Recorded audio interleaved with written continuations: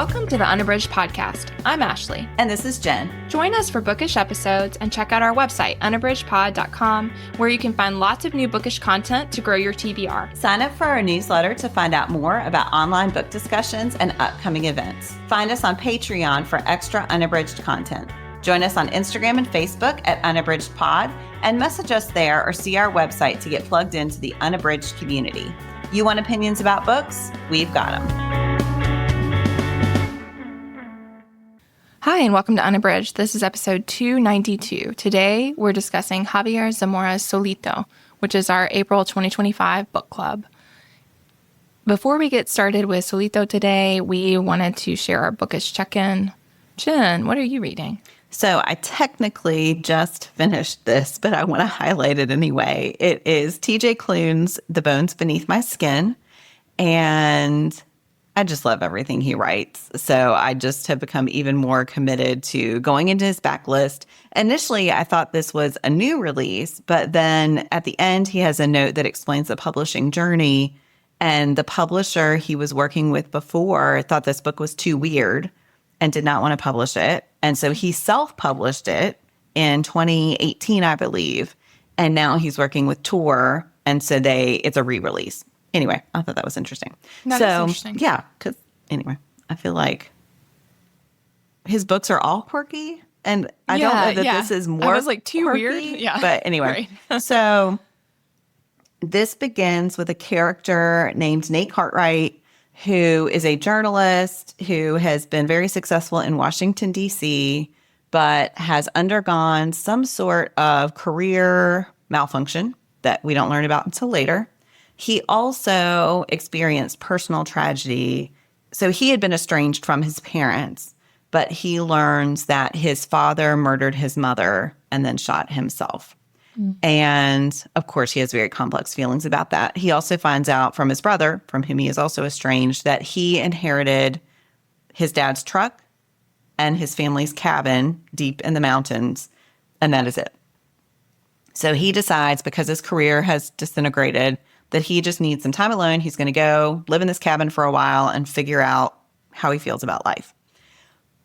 When he arrives, he notices signs, like no one's been there for years, but he notices signs that seem like someone's been living there. And very quickly, he confronts a very large man. Later, we find out his name is Alex, and a little girl whose name is Artemis Darth Vader. So there's something weird going on there. Eventually, they reach this sort of prickly truce, and they're staying there. And what strikes him immediately, so he passes out very early on in their confrontation because he's being confronted by a gun, and he hasn't had a lot to eat. So he passes out. Alex, he knows, has a bullet wound, and he's also having trouble. And yet somehow they manage to get back into the cabin, and he doesn't know how that happened. And then Artemis is checking on Alex's bullet wound, and Nate notices that it is healing very quickly. And Artemis is acting very strangely, like she's never had bacon before, and is very excited about the possibility of having bacon one morning. So they're just all these little quirky things, and I don't want to spoil anything. I had suspected the ultimate answer, but it takes a little while before that's confirmed. So I do think that's part of the joy of it. But I think you also see three people who have a great reason to distrust others, and yet they come to find each other and build a sort of family among the three of them, which is one of the things that I think Klune does best. So I'll just say that, and I'll leave it there, but I do highly recommend it. So that is TJ Klune's The Bones Beneath My Skin. Oh, Jen, I saw you shared that on social, I guess, and I was like, oh, I hadn't even heard of that one. And yay, there are more things to read by Klune, and that sounds awesome. Yeah. So I'll have to check it out. I think you would love it. It's really good.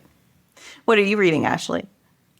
So one of the ones I just started is Renee Watson's All the Blues in the Sky. I am listening to this one thanks to Libro FM, and it came out very recently, February. It came out in February of 2025. It is middle grade, and I have only listened to a little bit of it so far, but it is a really captivating story. And super well done. I anticipate loving it. It is about Sage, and she just turned 13.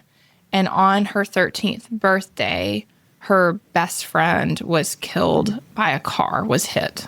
She was walking and she was hit. And so it is very much about Sage's grief. And a lot of it right at the beginning is about a grief group that she has been placed in. There are 5 of them in the group.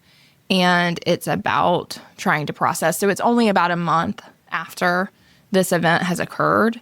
And so it's just really about trying to navigate, this horrific event and the fact that you could lose someone and that you could lose them instantly, and how precarious and fragile life is. It's a lot about that. And so it is just beautifully done so far. And I know it sounds super heavy. It is moving, but I feel like it is written in a way that is accessible.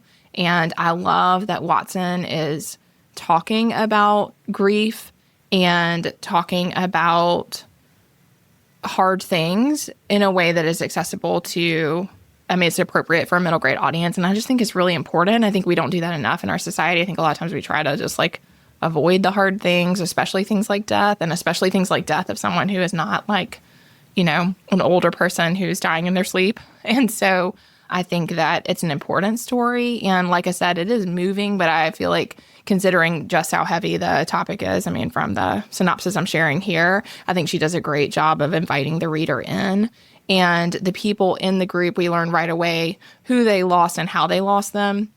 And I think that is really powerful also because Sage feels this judgment toward people who had a softer or more warning for their loved one that they lost. She knows that it's unfair, but she feels this judgment toward them and is kind of resentful of the fact that they knew that this was coming.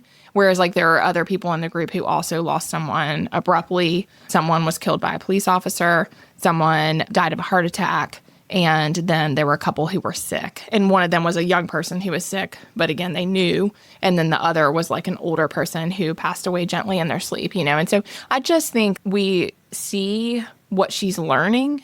And I love how Watson is showing outright those very complicated feelings that people have and how those feelings are valid. I think that she just is normalizing this spectrum of feelings and how hard it is to carry on, but also how it's not just sadness that you feel. It's all these other feelings too. And so far, I'm really loving it. It's Bonnie Turpin who is narrating the audio. And so it just pulls you right in. Really well done. And like I said, it just started, but I think she's done a really great job with this. So it's Renee Watson's All the Blues in the Sky. Yeah, I got that ALC as well. I think it looks so good. I have not started yet, but it's definitely one I want to get to soon. I love Bonnie Turpin so much, and the story sounds powerful. Watson's always so good as well. So that's just a match made in heaven. Yeah, exactly. Well, today we want to discuss Javier Zamora's memoir, Solito. And before we get started, I'm just going to share the publisher's synopsis. Javier Zamora's adventure is a 3,000-mile journey from his small town in El Salvador through Guatemala and Mexico and across the U.S. border. He will leave behind his beloved aunt and grandparents to reunite with a mother who left 4 years ago and a father he barely remembers.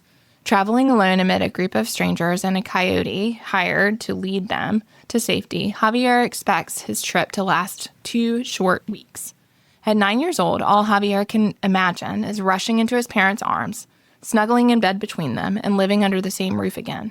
He cannot foresee the perilous boat trips, relentless desert treks, pointed guns, arrests, and deceptions that await him. Nor can he know that those 2 weeks will expand into 2 life-altering months alongside fellow migrants who will come to encircle him like an unexpected family. And I think, as the synopsis indicates, Solito, if you have read, really focuses on accounting exactly what that immigration process was like for Javier. And so we really just see firsthand exactly what he went through and how he crosses the borders and what all that looks like. And so I'm sure we'll get into that. Let's start with overall impressions. Jen, what's your overall impression of this one? So this was my second time reading the book. The first time I listened to the audio, and the second time I did a bit of audio, but primarily read the print. And I actually think I prefer the print, but regardless, I think overall, I think anytime an author can zoom in on the effects of a larger policy or a larger issue on an individual, it's such a powerful way to think about how large decisions impact people just in their day-to-day lives. And I think Zamora does such a fantastic job showing from this really zoomed in perspective on a 9-year-old, the lack of understanding of everything that is placing him in this position, but also the way that it's affecting him and his sense of security, his connection to his family. I think he does such a beautiful job portraying the hopes, this desire to be back with his parents, even though he is leaving his beloved grandparents and his aunt. He just wants to be with his mom and dad. And I cannot imagine, I just kept picturing my kids. And I cannot imagine as a parent feeling like this was the safest option and having to make that horrific decision for your own child and knowing that he's out there, that you're trusting someone who, yes, but not well. And then, the course of his journey, he ends up switching to different coyotes and that is so traumatizing. So all of that, I think, does such a good job of explaining the plight. But then you also have these moments of great beauty and human connection, and you see the way that other people can sacrifice for him. And so I do think there's this moving heart of like the compassion that people can have for each other and the difference that can make for someone. That is a hopeful note, even though the story as a whole is horrifying. So yeah, I don't know how coherent that was. I have a lot of thoughts about this book, but yeah, I think that's overall how I felt about it. How about you, Ashley? Yeah, I think you touched on a lot of the things that are so impactful. One of the things I think is so important about telling these stories, and I think Zamora does this so well, is shows how far people will go to have a better life. And I think a lot of times, exactly what you said, Jen, when we talk about social issues, political issues, we often lose touch with the actual people at the heart of the issue. And I think that what Solito does so well is show that even with, first of all, he is 9 and his ability to make any kind of decision is virtually non-existent. So there's a lot of, I think just remembering that a lot of people are making exactly what you said, Jen. I mean, so at the time of his crossing, like my children are 8 and 10 right now. So he's right in the middle of their ages. And I could not stop seeing my own children in that. And I think that's what's so powerful about the book is I think it invites us to remember that when people are migrating, there is a reason. And that reason is so profound that they are willing to do anything in order to bring it about. And exactly what you said, Jen, like for him, like he is excited about seeing his parents, but like he hardly remembers his mom and he doesn't remember his dad at all. And so he is making this like unthinkable journey. He had never, I think in the beginning it's so powerful where he immediately on the bus is farther than he has ever traveled in his life. So instantly at the very beginning of the trip, he already is traveling beyond the circle of his world. And then all of a sudden he's going thousands and thousands of miles amid unthinkable obstacles. And I just think that is what is happening. That's what's happening right now while we're recording. That is what's happening all the time, every day. And Zamora does not get into all the legal parts, the pieces of it. But what we know contextually is that for a lot of people, there is not another way. Like if he wants to be back with his parents, there is not another path that's going to get him back to his parents. And so I think that what we see is that the adults know, it's unbelievably expensive. It's unbelievably complicated. It has a very high risk on all fronts, right? Risk of getting caught, risk of getting deported. And again, all these terms are terms he's never even heard of. And he's trying to figure all that out, and then risk of dying in the desert. I mean, I think we really see with that one situation how close they are to not making it, to not finding a place to even get water to keep them alive. And so I just think it's so powerfully told, and it's such an important story because exactly what you said, Jen, it humanizes what is often seen as an issue where we lose touch of the people who are involved in what's happening. Yeah, that moment with the last group when he and Carla are asking each other if the group has gotten smaller. And there's just this feeling like they are probably losing people who have died in the desert. But because of his perspective, we never know because he doesn't know. And just that is so frightening that it so easily could have ended differently for him. Yeah, I'm glad you highlighted that. Yeah, I think that so Chino and Patricia know how close they are. Like, we know that they know. We as adults reading this know that they know how precarious their situation is. But absolutely, Javier, I mean, when they leave the coyote who is like, just leave me, and who's like, you must keep going. I mean, the likelihood that man survived is almost non-existent. And yet for Javier at 9, even experiencing all these really hard things, it's still like almost impossible for him to really fathom because his perspective on the world is really limited. And whereas like we know, the likelihood if he was that dehydrated, he's that helpless, and they left him in the middle of the desert, I mean, what's the likelihood he survives, And so I think absolutely like we are carrying both the experience that he's having and the reality that he sees, but then also the larger context of what we know about the circumstances. And then, I mean, the timing, right? I mean, this is in 99. So, you're not like dropping a pin on a map. You don't have any kind of connection to people. I mean, so I think that part really was resonant also. And I think that is something that if you're reading this as a young adult, it is probably hard to a certain extent to imagine how different that time period was. And not that it's not extremely dangerous now, because of course it is.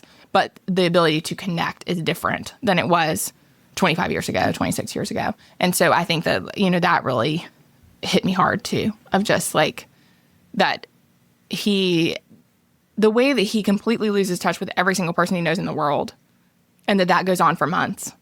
I mean, it's just terrifying. And again, it shows how when people are taken away from their family and their support system, like what that looks like.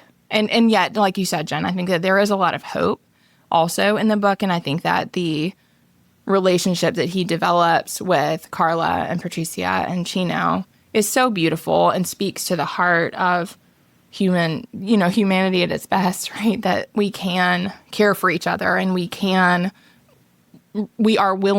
people can be willing to risk their lives for someone they do not know in order to protect them. That like all of that is really beautiful and hopeful amid really hard circumstances. So Jen, what's something specific that worked for you? So obviously we know when we start the book that he made it to the end, but through the memoir, he does not include a lot of reflection from later. He very much stays in that time and place and that identity of him as being 9 and zooming in only on what he understands in these moments. And I think there could have been benefits to some inserted reflections, but I also think there's such power in we are in 9-year-old Javier's mind, and we know what he knows. And yeah, like you pointed out, there are times that we can infer, or because we're adults, we understand some of the things going on around him that he doesn't. But I just think that was such a masterful decision to just tell the story purely as 9-year-old Javier. And we get some of that reflection at the end. I just think that was really powerful because we don't have those moments of relief from outside of it. So again, we know he makes it, but we don't know about anyone else who's with him. We don't know from a later perspective what happens. And so we have to feel that peril right alongside him, and that lack of understanding and that lack of just not knowing what's coming next. When they're in jail, or when they're being held, or when, they're waiting interminably for the next step of their journey, and they have no idea if their permission to be in that country is going to run out. Like, we're waiting for those things alongside him. So I think that was on a writing level, I think that was a great decision. Yeah. Yeah, I thought a lot about that too, that he, again, invites us in to exactly what a child feels and thinks in this situation. And I think that also speaks to the humanity piece, right? That, like, there are kids all the time, every day, getting separated from their parents who are still trying because it is better than the alternative. And I think remembering that is just really important. Mm-hmm. Yeah. What's something that worked for you, Ashley? So I think something I really love that I already mentioned is just the way that he develops a second family. I think that all of that is so beautifully told and is really moving. And I think given the circumstances that are just so hard, that it is remarkable. It's amazing that Patricia and Chino care for him and take him in and do everything they can to stay with him and to protect him. And when Chino is carrying Carla and him through the desert and taking turns, I kept thinking about how, again, he's literally risking his life because he's making his own journey that much more arduous in order to carry them. And they're not small. Again, I kept thinking about my own children and how long I might be able to carry them without collapsing. And I think that just recognizing that people are capable of so much good and so much kindness is amazing. And then contrasting that with La Migra and the way that things happen at the border and some of the horrific circumstances that they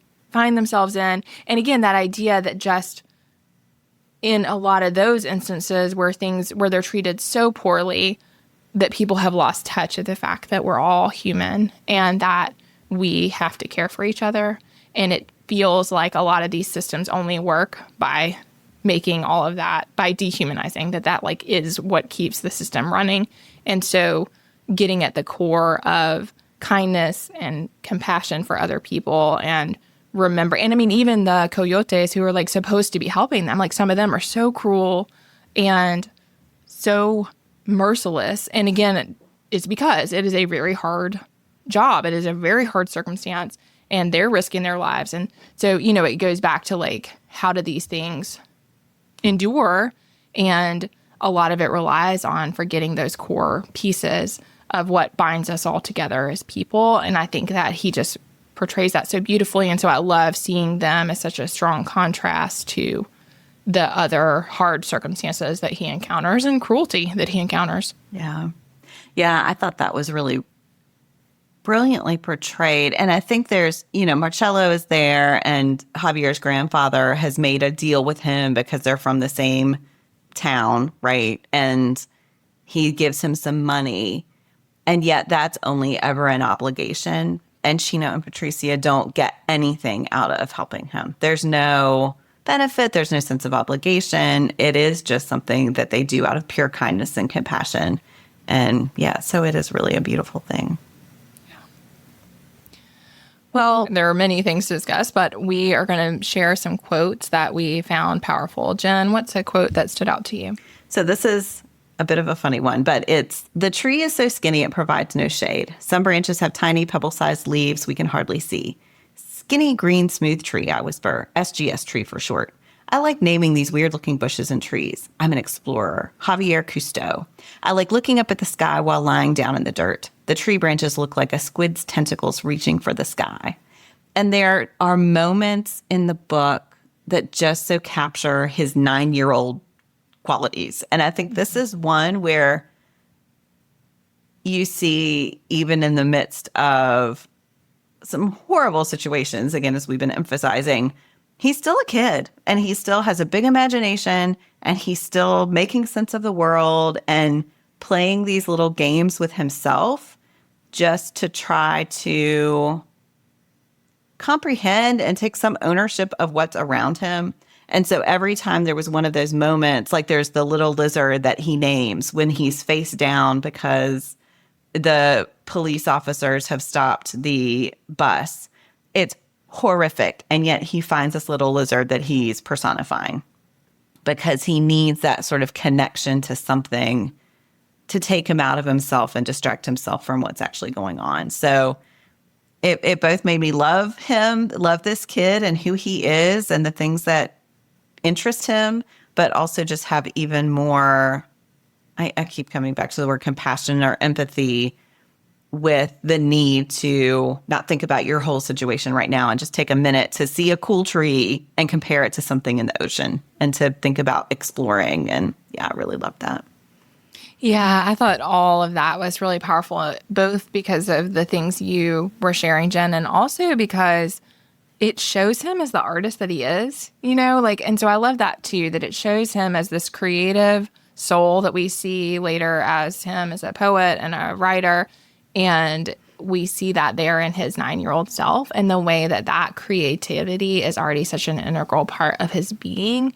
And also the way his worldview is widening. I mean, it goes back to if these circumstances weren't so horrific, it would be so cool that he is crossing this border and he's getting to see all these new things that are so different from what he's seen before. And so, I mean, I love that, but I think that part of it is that impact of it could be, the circumstances could be so different in a different context. And yet here we see it as a child trying hard not to break.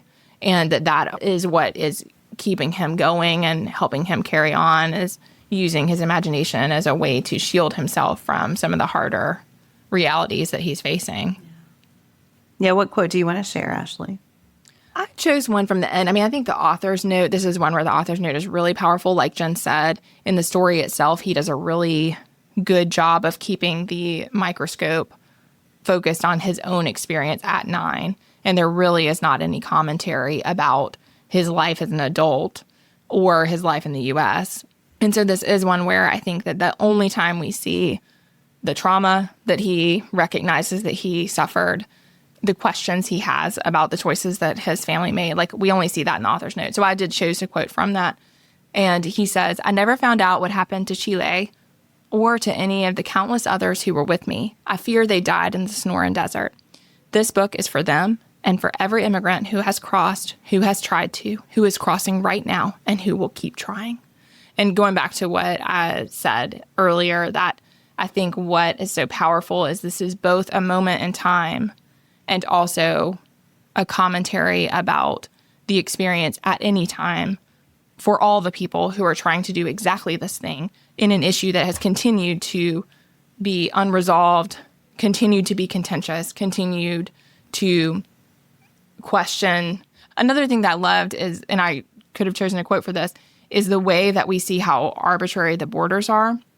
And I think that's really powerful, is, that there are moments where like there is no line, right? There's no fence, there's no line. They don't even have these markers. And I think it just reminds us of how borderlands are such amorphous things, and these lines have been arbitrarily constructed, and yet they shape so much of people's experience. And so I think we see that a lot here too. But again, I just think that such an important book, both showcasing something that is very, very specific to one person's experience, and also that's speaking to the broadness of a spectrum of things that are important to consider when we talk about these issues that get flattened in the political landscape. Yeah.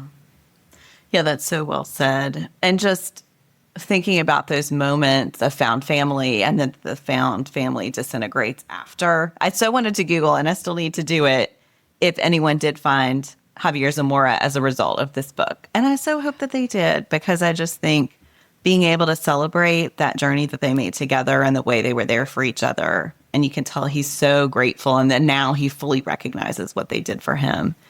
I think would be, yeah, I hope they had some sort of reunion. Yeah, me too.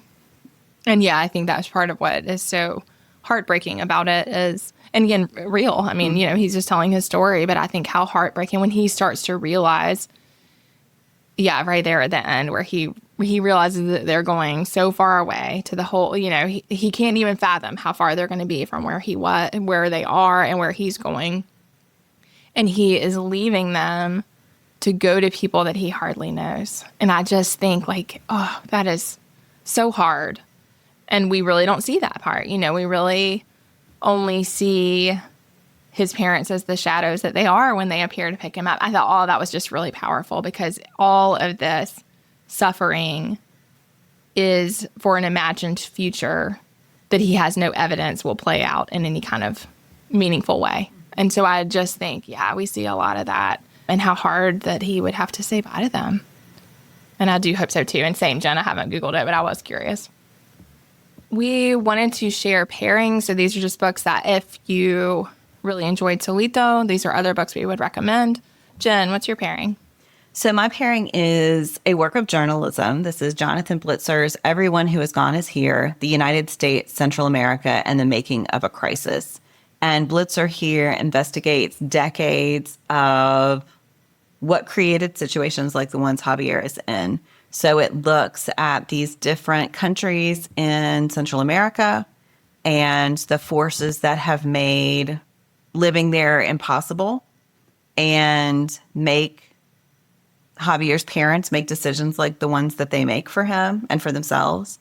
And I thought it would be an interesting pairing for this because, of course, this one, as we've talked about, is so zoomed in on this one person's experience. And what Blitzer does is give a much more global perspective on the forces that have done it, the way the United States policy contributed to a lot of the crises in Central America, which then make it necessary for people to come to the United States to find a better life, which now we are closing down those opportunities even more. And so just the way that all of those cyclical forces have conspired to make life unlivable for so many people. So even though it is a global perspective, Blitzer does focus in on a few people who embody different experiences. So he chooses sort of representative stories. So you get both the policy overview and the historical overview, but also you see how those things affect individuals. So there is still, it's very readable. I listened to this one on audio as well. And I did not want to stop listening because it is so compellingly told. But I do think that historical perspective is an important one to consider as well. So I think it would be, yeah, I kept seeing, oh, Javier's dad left at this time and this is what was going on. And this is why he had to leave. And even like Chino's tattoos and the way that the policies around gangs, yeah, all of that was informed by these different forces. Yeah, it's very complex to explore, but I think Blitzer does a remarkable job. It's been winning some awards, and I think they are well deserved.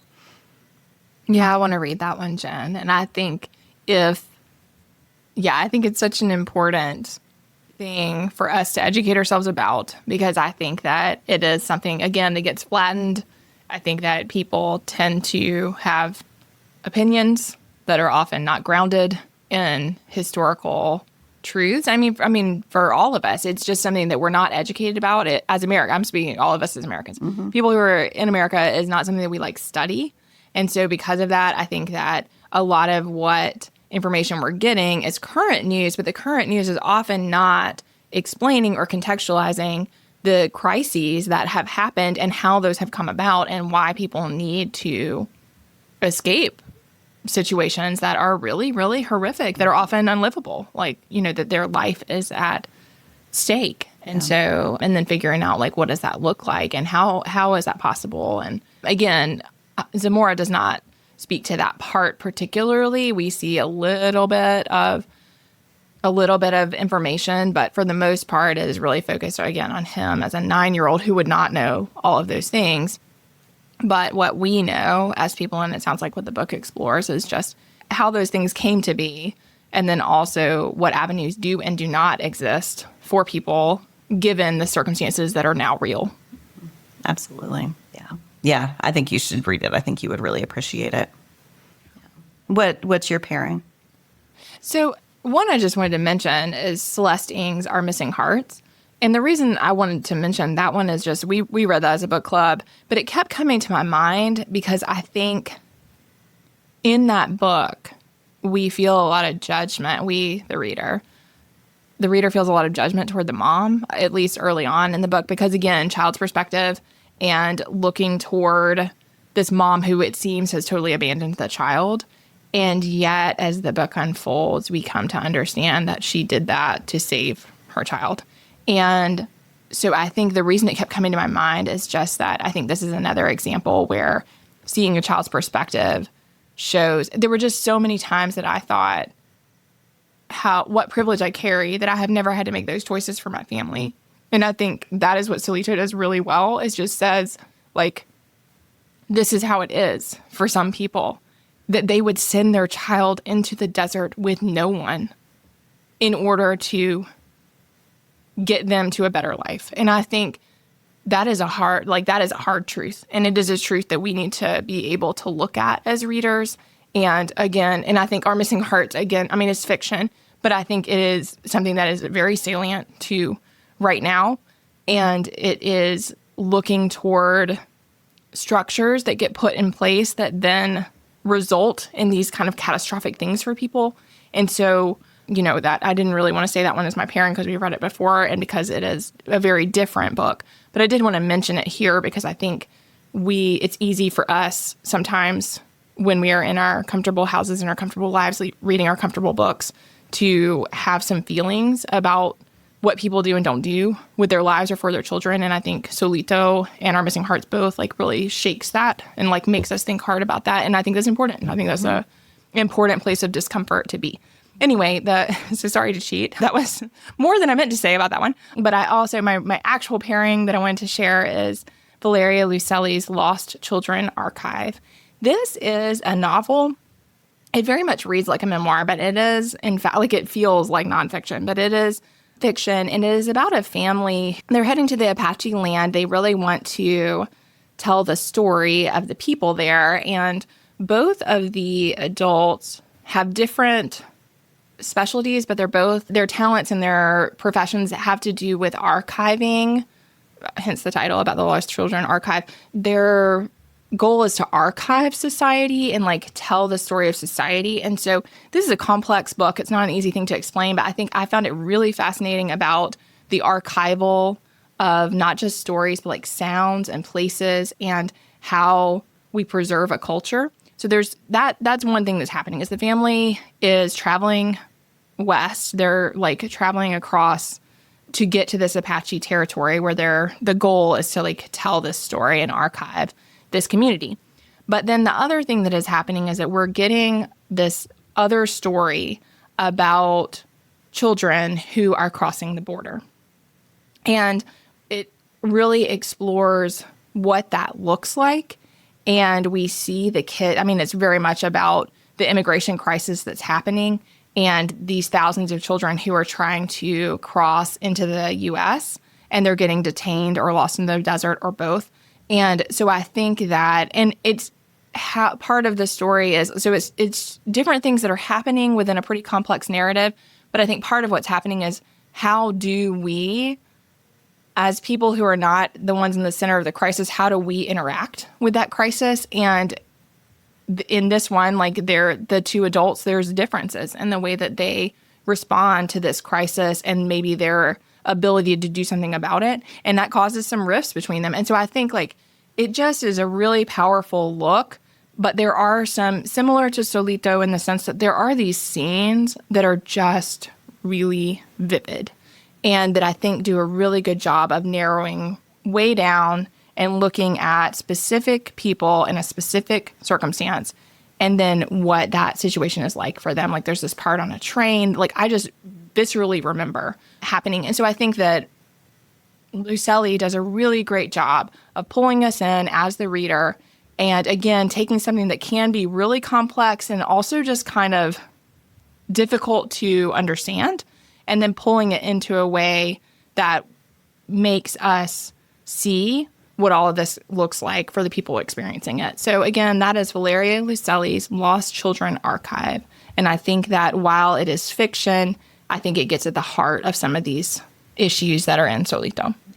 Yeah, I think that's a great pairing. I agree just about those scenes. Like you said, it's such a great fiction pairing because there's that truth at the heart of it, even though it is fictional, that connects so well to Javier's story. Yeah. Yeah.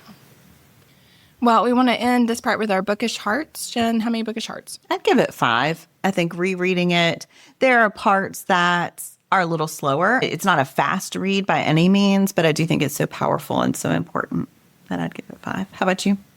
Yeah, same. That I think sometimes it's weird to give rankings to memoirs or like to rate them in the same way that we might fiction. Like it's his story and he has the right to tell it however he'd like. But I agree with you that it is not particularly fast moving, but I think it is so powerful. And I love that he's willing to tell his story as he experienced it. And I think that's really powerful. So for that reason, I'd give it 5.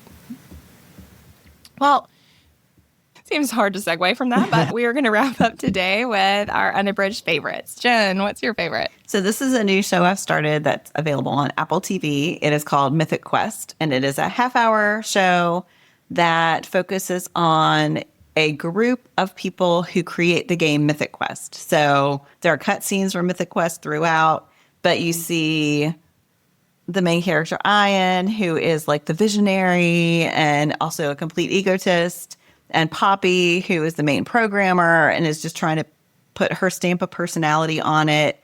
There's the executive producer who's always being outvoted by the creatives. So yeah, it's just this quirky group of people who work in this office. There's one character who's a Nebula award-winning sci-fi author, and he creates all the backstory. So he's trying to create backstory for everything, even things that don't really need backstory. So yeah, it's just really funny to watch them all come together to create this video game. And then you get into video game culture, like with the 14-year-old YouTuber who controls the destiny of the next iteration of Mythic Quest with his single review. And it's really a lot of fun. It's very funny. It's light, which I desperately needed right now. Love a half-hour show. So that's my favorite right now is Mythic Quest. I love that. Yeah. How about you, Ashley? I think I'm going to say camping. It is the start of camping season, so we're really excited. If you've been listening or kept up with our stuff, our family got a camper this last year. We have an A-liner for those of you who also are in the camping world, and that is a small trailer that you pull behind your car, and it pops up into an A-frame, hence the A-liner name. And so we are recording a little bit early, Jen and I are, and we're going to go this coming weekend. So I'm really excited. So it's kind of the start of camping season, and our family's still kind of learning the ropes, but we're really looking forward to it. I would say one other favorite that I just want to share is we planted Yoshino cherry blossom trees this last, we had real confession here. We had 2 iterations of this. The first one we planted in the spring and they all died, and I was very sad, and I felt really a lot of feelings. And guilty, all the things. I was like, this was a living thing, and we killed not one, but all of them. Anyway, we planted them again in the fall, and they are doing great, and their blossoms are almost blooming. So every day I have the joy of going to take a look at those buds, and there's something just really, really hopeful about that. So it's been fun. Good. Well, thank you all for listening today. We would love to hear your thoughts about Solito, and if you have pairings, we would love to know about those. I know we're both always looking for more things exploring this topic and would be happy to know which ones you've read. Thanks so much for listening. Do you have comments or opinions about what you heard today? We'd love to hear them. You can find us on Instagram, Facebook, and Twitter at unabridgedpod, or on the web at unabridgedpod.com for ways to support us. To get more involved, you can sign up for our newsletter, join a buddy read, or become an ambassador. Thanks for listening to Unabridged.